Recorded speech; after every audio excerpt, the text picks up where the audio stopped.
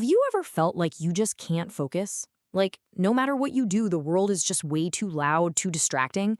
Well, what if I told you that deep focus isn't some magical gift you're born with, but it's actually a skill you can learn? Today, we're going to break down that exact skill, all through this incredible story about a monk, a spoon, and a secret that honestly could change everything for you. So let's start by meeting Aman.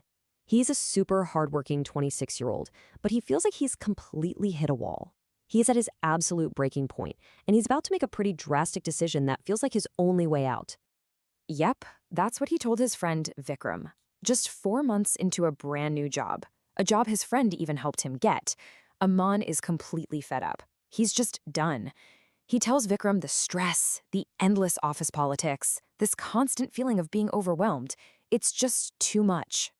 I mean, you can see why. He felt like he was caught in this vicious cycle, you know? The office politics would stress him out, so what does he do? He escapes into his phone. But then the phone completely destroys his focus, which means his work piles up, his manager gets frustrated, and that mental exhaustion just gets worse and worse. It was a trap, and he really couldn't see any way out.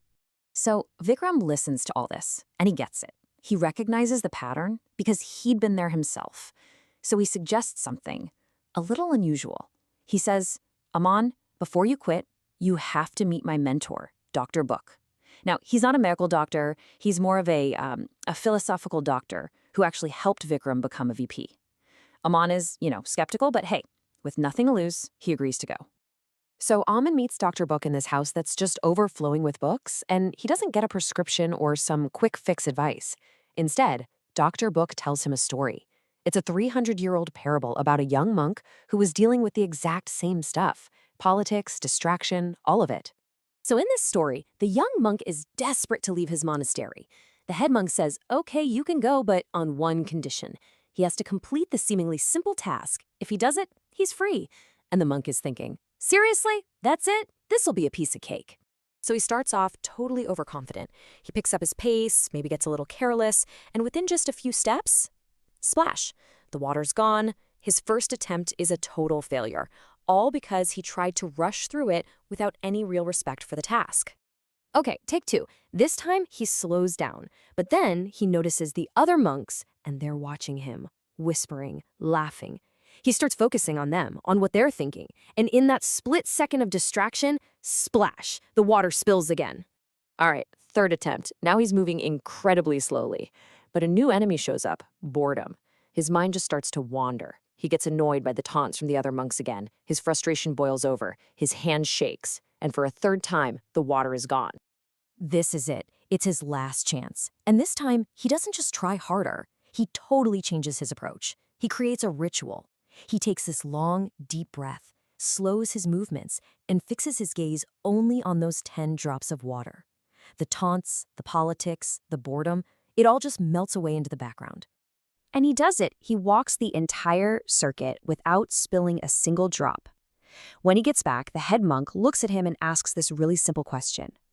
Did you hear any of the politics this time? And the monk, he gets it. He realizes that when his focus was absolute, the distractions didn't even exist. So Dr. Book finishes the story, he turns to Aman, and he explains that this wasn't just some cute story. It's a blueprint. Hidden inside that monk's struggle are 5 timeless rules for mastering focus, no matter what your situation is. Okay, this first one is probably the most important. Rule number 1, focus is a skill. It is not a talent.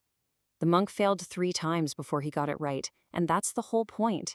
You have to be willing to practice, to fail, and to keep tweaking your approach. It's like a muscle you have to build. And that leads right into rule number 2. Distraction is internal, not external. Think about it. The laughing monks were always there. They only became a problem when the young monk chose to give them his attention. So the real battle isn't about silencing the world around you. It's about mastering the world inside you. Here's a great way to think about it. You can't control the external world. The coworkers, the notifications, the noise. That's a storm you can't stop. But you have total control over your internal world, what you choose to notice. The goal isn't to stop the storm. It's to become the calm eye right in the middle of it. Rule number 3 really challenges our whole modern work culture, right? It's that depth creates results, not speed. The monk failed when he rushed. Real success, real progress, it comes from deep, deliberate work on one thing, not from frantically trying to do a million things at once. And rule number 4 is that rituals are way stronger than willpower. I mean, willpower is fickle, right? It runs out. It's like a battery. But a repeatable ritual, like taking that deep breath, putting your phone in a drawer, just focusing your eyes, that automatically signals to your brain, okay, it's time to focus. It's so much more reliable. Okay, this last one might be the hardest one to swallow. Rule 5, boredom is necessary for focus.